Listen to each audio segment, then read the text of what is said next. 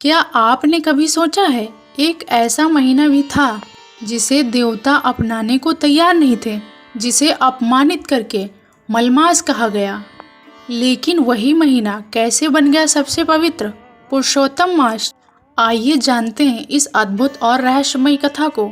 हिंदू धर्म में अधिक मास का बहुत बड़ा महत्व है, लेकिन एक समय ऐसा भी था जब इस मास को कोई सम्मान नहीं देता था। जब सृष्टि का समय निर्धारण किया गया, तब हर महीने का एक देवता बनाया गया। लेकिन जब गणना में संतुलन बनाने के लिए एक अतिरिक्त महीना जोड़ा गया, तो वह बिल्कुल अकेला रह गया।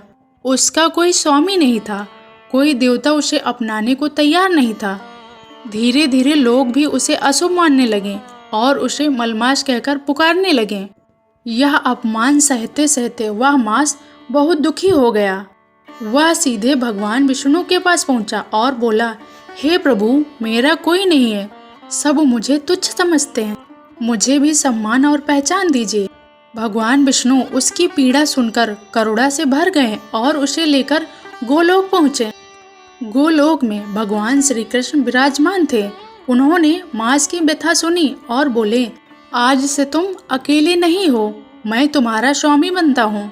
मेरे सभी दिव्य गुण अब तुम में समाहित होंगे। और फिर कहा, मैं पुरुषोत्तम कहलाता हूँ, इसीलिए आज से तुम भी पुरुषोत्तम मास कहलाओगे। बस उसी क्षण से सब कुछ बदल गया। जो मास कभी तिरस्कृत था, वही अब सबसे पवित्र बन गया।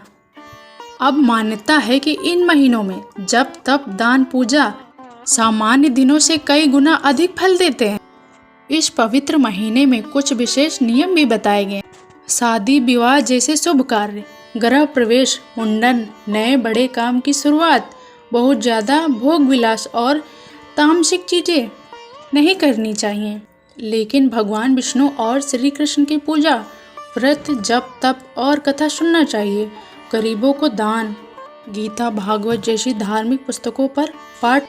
माना जाता है कि इस महीने में की गई भक्ति का फल कई गुना बढ़ जाता है। अगर यह कथा पसंद आए तो लाइक शेयर, हमारे चैनल को सब्सक्राइब करें।